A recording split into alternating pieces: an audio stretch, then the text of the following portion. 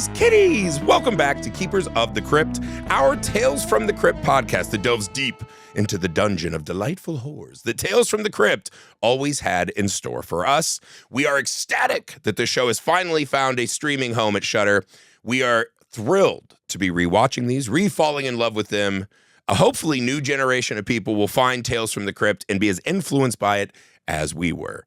Now, before we start a little business, people, please go to YouTube and subscribe to our channel, Misfit Parade, where you can find this podcast, some of our short films, other cool stuff we're doing, including our sister podcast, the Messed Up Movies Podcast. If you love Tales from the Crypt, there's no way you don't love the kind of movies we talk about on the Messed Up Movies Podcast. You can find that on our YouTube channel. Again, subscribe at Misfit Parade. You can also find that on Spotify, Apple Podcasts, wherever you find pods. Ratings, reviews, sharing with a friend, all those little things mean so much to podcasters like us. We thank you in advance.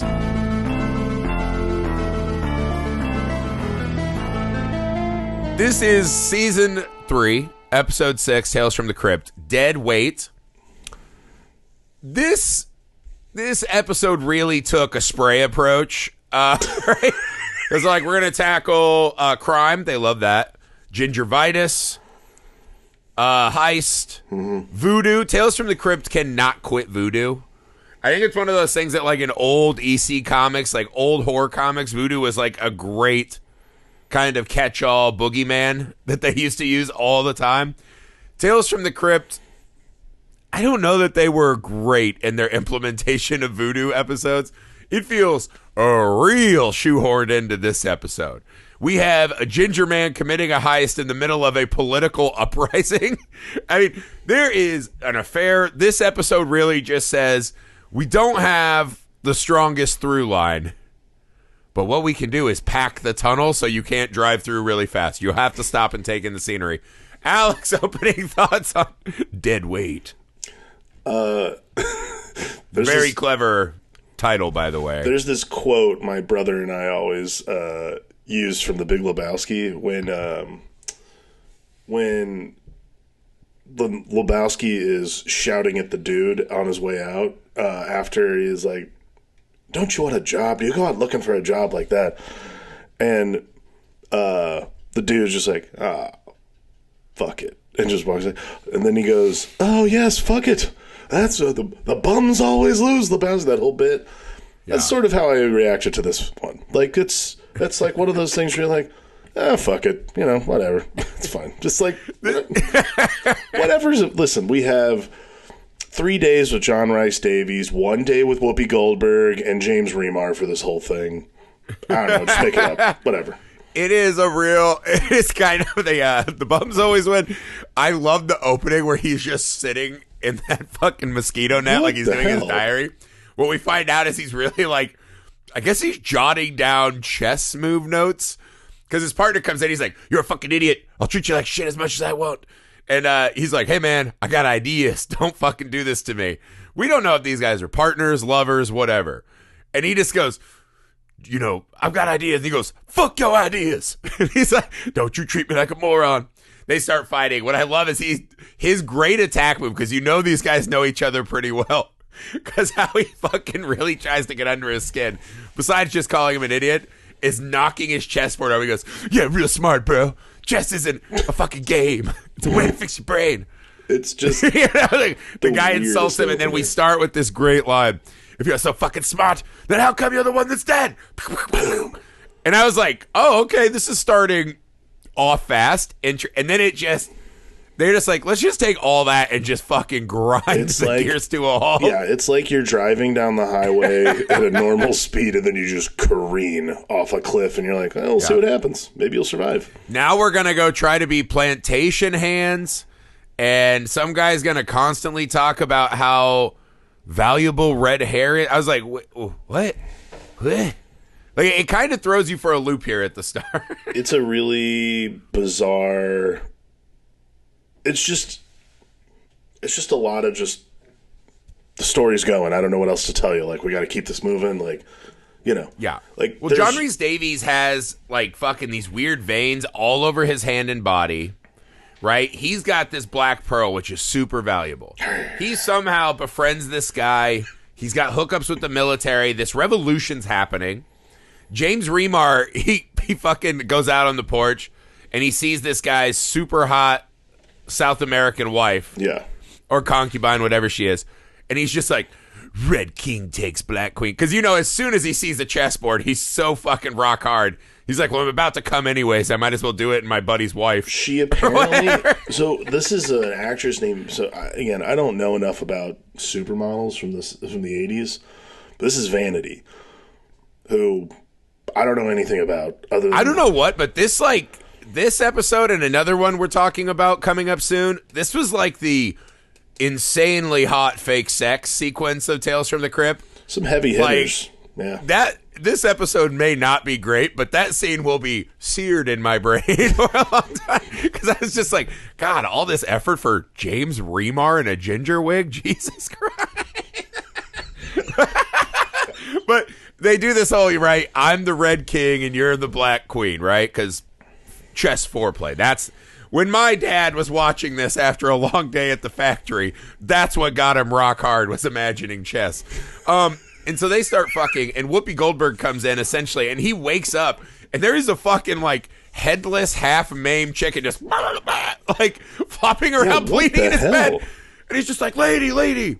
Because we had forgotten in the deluge of many plots they're running at the same time that he went into his room, and Whoopi Goldberg is the hostess. And there was a fucking severed ram's head, and she's like, hey, man, don't fucking insult my decor. Well, maybe what you believe is weird to some of us. This is protection. I think she comes in and says something that you imagine is going to matter in the movie, right? And she goes, why are you messing with that woman? Right? That woman will take your soul. And she's saying she's trying to protect him. So immediately I was like, all right, the woman in black who is somehow sleeping with John Rhys-Davies and James Remar, but is so insanely hot and sexually athletic, she's some kind of witch. I was like, maybe she's the emissary of the pearl. Maybe she is the pearl given human form.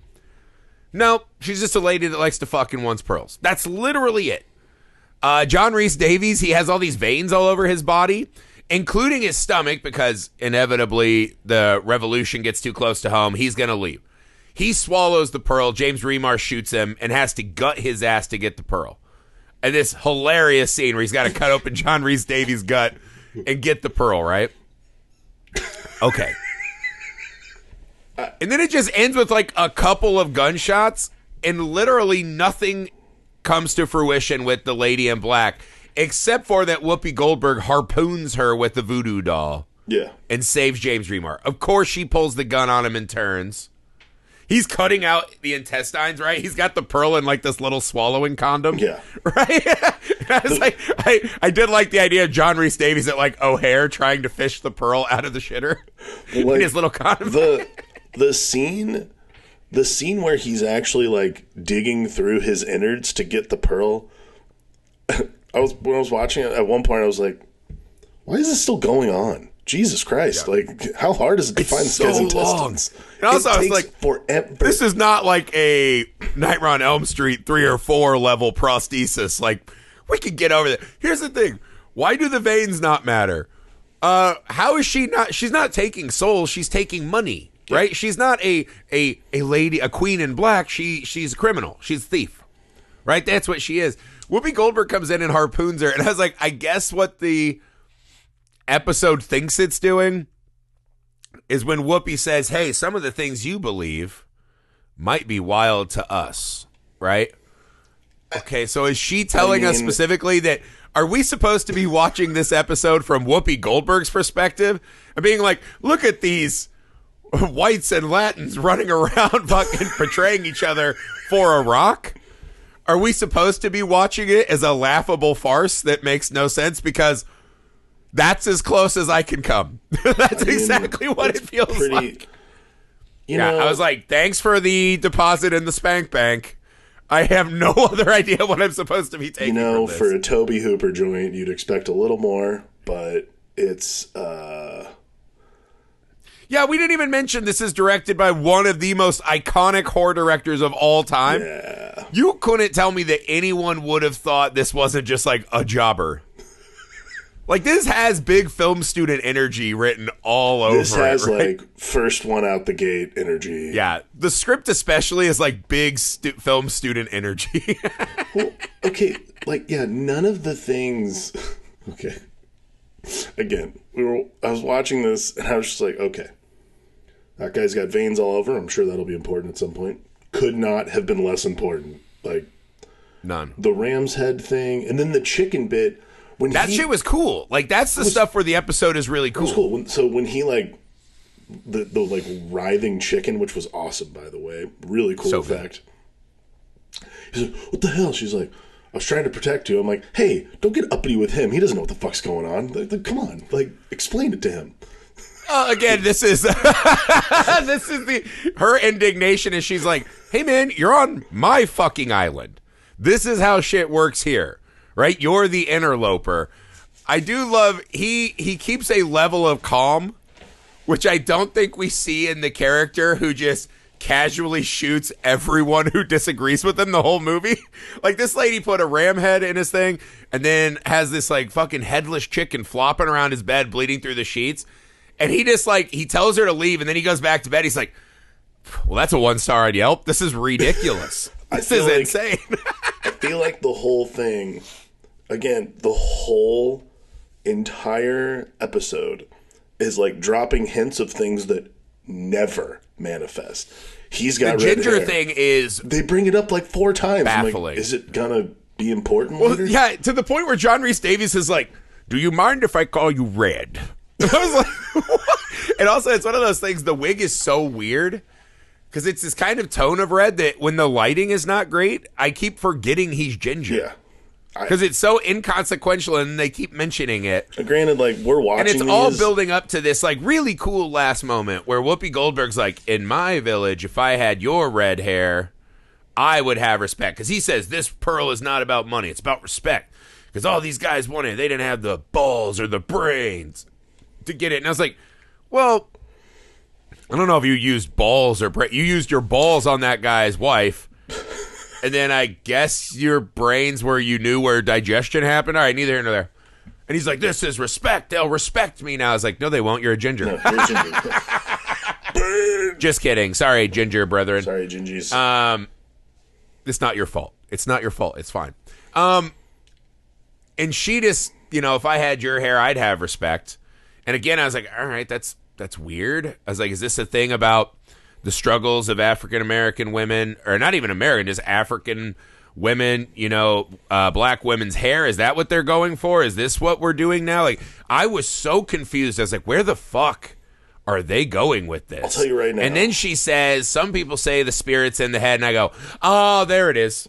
There it is. That beneath your little, like, hanging like a fucking CrossFitter from the roots of your ginger hair is a ginger spirit, and that's what they want. Then we get a head lop, and she carries the James Remar head to her village. I was like, that moment was cool. But I could not, for the life of me, track in any quantifiable way where the fuck this thing was going. No. Because when she voodoos the black thief, right, the black queen or whatever, I was like, okay, there's no fucking chance that James Remar, who is now a multiple murderer, guts digger, criminal, is getting out of this episode. But my mind was like Stallone and Cliffhanger as the subtext was John Lithgow in a fucking helicopter with the rocket. I had no clue where this thing was heading. I think I figured it out, actually. Yeah. The entire television episode is based around the fact that Whoopi Goldberg was available for the outro as herself with the crypt. Yeah, if you demystify the art and you just look at scheduling, this one is crystal clear. We can get Whoopi. She can talk to the Crypt Keeper like he's Jay Leno. Whoopi's available. Whoopi's available for a day and a half. Like, okay, cool.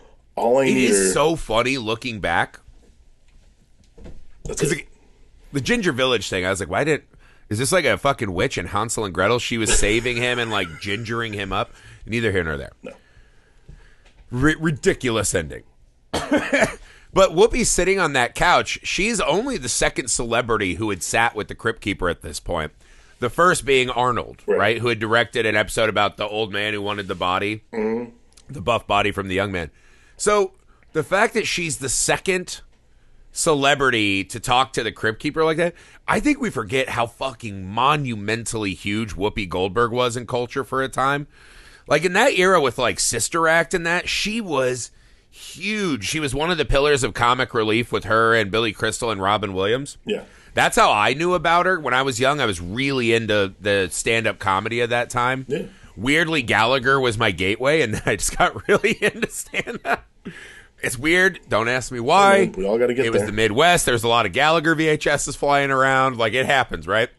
The progenitor of what became the redneck comedy tour or whatever, blue-collar comedy. But Whoopi was a fucking massive star, and this is coming out after The Color Purple because she won the Oscar. Yeah, she won the Oscar and then goes and does this because the Crypt Keeper does the I loved your movie, The Color Purple. And I was like, yeah, fuck yeah. And I think we forget because now we see her as one of the old ladies on The View. Yeah. And The View has just become this kind of like catch-all comedy reference. If you want to insult someone for having an opinion, especially a woman, that's the joke you make. And so Whoopi, by proxy, just is catching strays from that, like, most boring of comedy, you know? Right. But it was kind of, I forgot. Like, it's like, Whoopi fucking ruled back in the 90s, dude. She ruled, and I think she was...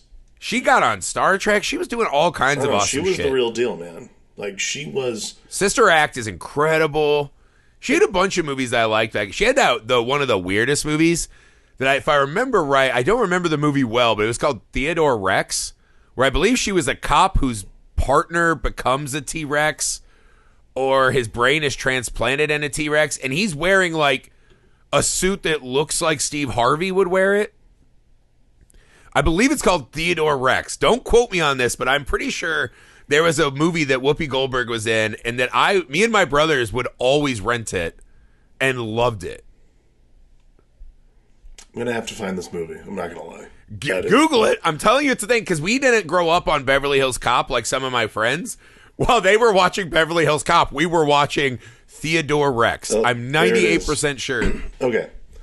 In an alternate futuristic society where humans and anthropomorphic dinosaurs coexist, a tough police detective named okay, so he wasn't transplanted. Oh my God. See, the truth of Theodore Rex just fucking ignited your ring light. My fucking ring light's killing me. The truth! Theodore Rex blinds you! Okay, that is my favorite thing to happen.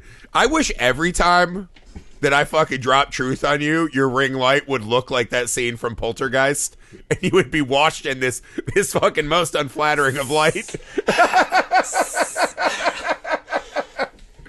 Yeah, Theodore Rex. So yeah, her partner's a T-Rex who dresses like Steve Harvey. To find the killer of dinosaurs and other prehistoric animals, leading them to a ruthless billionaire bent. Jesus Christ.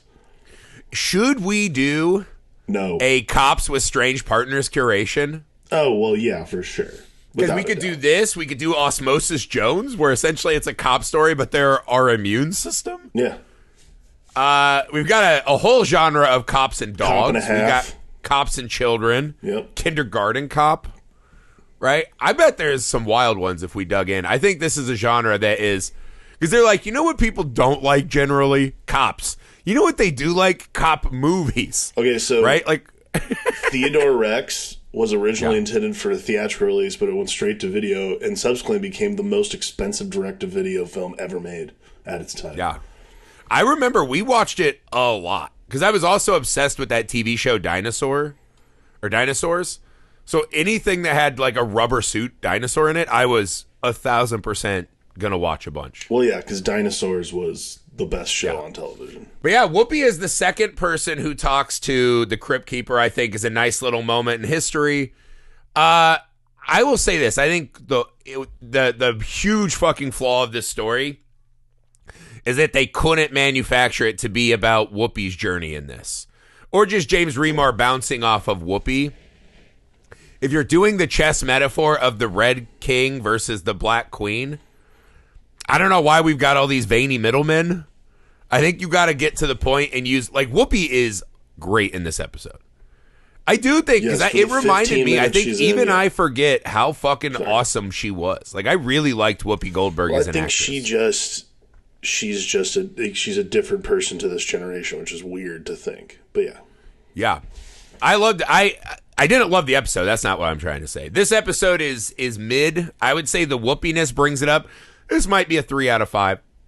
This is going to fall squarely in the middle. It has that incredibly vigorous sex scene, which, and this is the thing, this all spawns out of when me and Cloud were talking about starting this thing. It was a lot about us sneaking up late at night to watch Tales from the Crypt because we weren't supposed to, as forbidden fruit. Yeah. So the seedy tales and vigorous sex is exactly what myself was looking for at like 11 to 13 years old.